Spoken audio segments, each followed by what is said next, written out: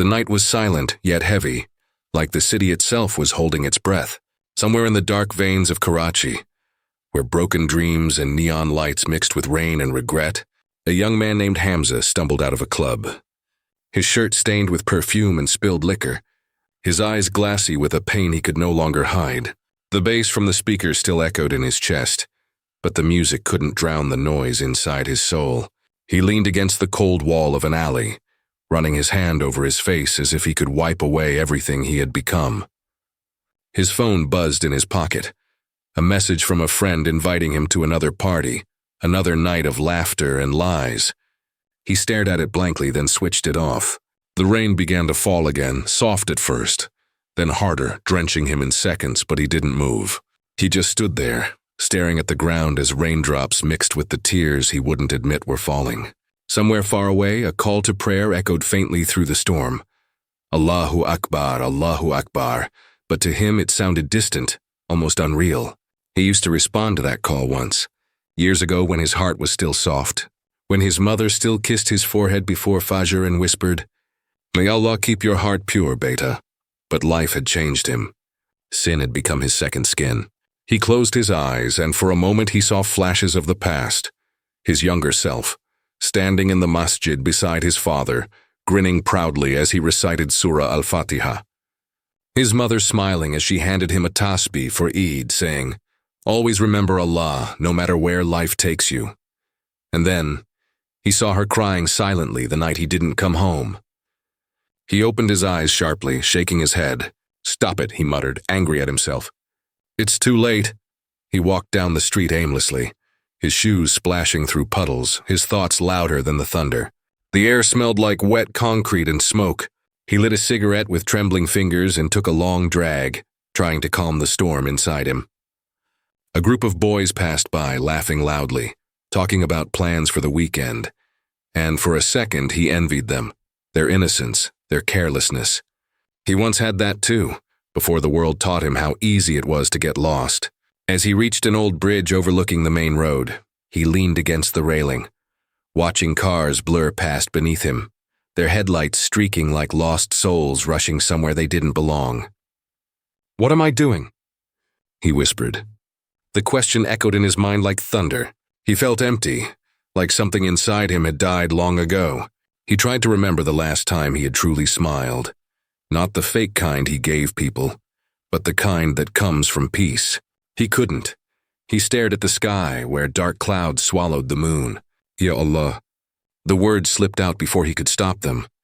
He hadn't said them in years. They felt strange on his tongue, like a language he had forgotten. His voice cracked. "Ya Allah, are you still there?" He laughed bitterly, wiping his face. "No, of course not. Not for people like me." Yet something inside him stirred. A whisper, a pull, something that told him he was wrong.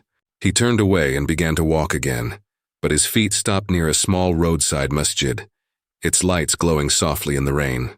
The sound of Quran recitation drifted through the air, gentle and pure, like mercy taking form. Without thinking, Hamza stepped closer. The smell of wet prayer mats and old wood hit him, bringing back memories he'd buried deep. He peered inside. A man sat in the corner reading the Quran in a low, trembling voice. The verse he recited pierced Hamza's chest like an arrow. "Say, O my servants who have transgressed against themselves, do not despair of the mercy of Allah. Indeed, Allah forgives all sins." Hamza froze. The man's voice broke as he repeated the verse, tears glistening on his beard. Hamza's throat tightened. He couldn't move. He couldn't breathe. "Do not despair of the mercy of Allah." The words repeated in his head again and again until his knees gave way. He fell to the ground outside the masjid, his cigarette dropping into a puddle. "Why now?" he whispered. "Why tonight?" He pressed his hands against his face, his body shaking. Years of guilt came crashing down like waves. Every lie, every betrayal, every sin he had justified. He had hurt people, broken hearts, and disobeyed Allah without shame. And yet this verse was telling him it wasn't too late. But how? How could Allah still want someone like him? He looked up again, his eyes searching the rain-soaked sky. "Ya Allah, if you can hear me, please, I don't know how to come back, just show me a way." As he whispered those words, the masjid door opened, and an old imam stepped out, carrying an umbrella. He noticed Hamza kneeling on the ground, soaked and trembling. "Son," he said gently, walking toward him, "are you all right?" Hamza looked up at him, eyes red, voice broken. "I don't know anymore." The imam knelt beside him, placing a warm hand on his shoulder. "Come inside. It's cold." Hamza hesitated but followed. Inside, the masjid was silent except for the soft hum of the rain against the roof. The imam handed him a towel and smiled kindly. "You look like someone who's been running for a long time." Hamza laughed bitterly. "Maybe my whole life," the imam nodded. "And now you're tired, aren't you?" Hamza's eyes filled with tears again. "I can't sleep anymore. I can't feel peace. I can't look at myself without hating what I see." The imam's voice was calm, full of compassion. "You've come to the right place then. This is where hearts come to rest."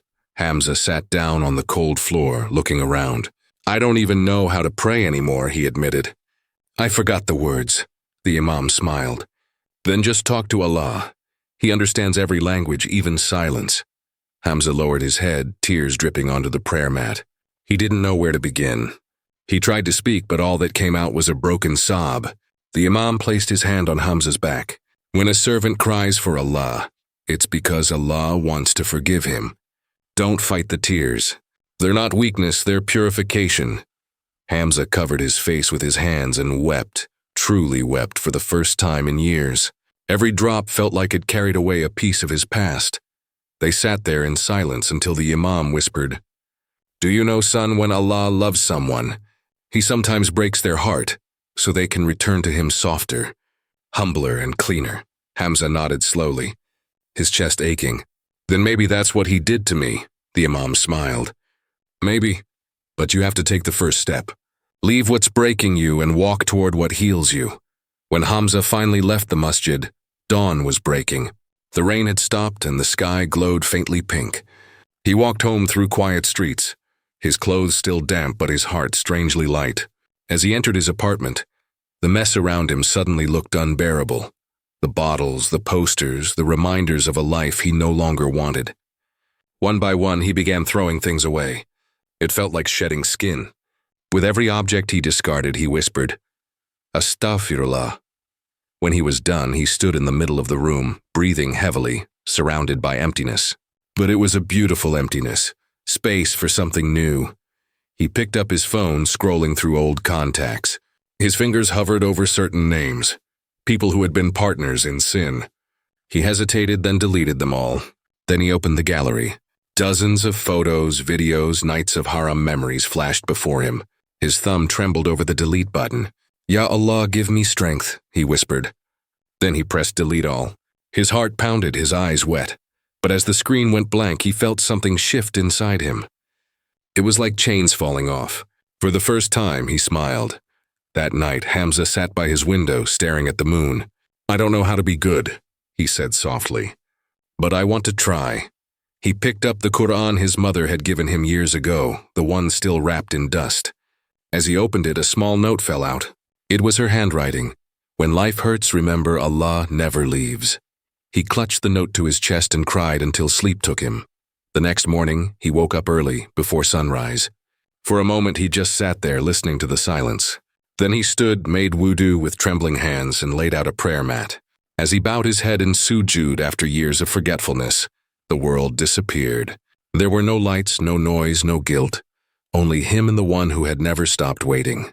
"Ya Allah," he whispered, "I'm back. Don't let me go again." Outside, the first rays of light broke through the clouds. Birds began to sing. Hamza sat quietly after Fajr, his heart pounding with something he hadn't felt in years: peace.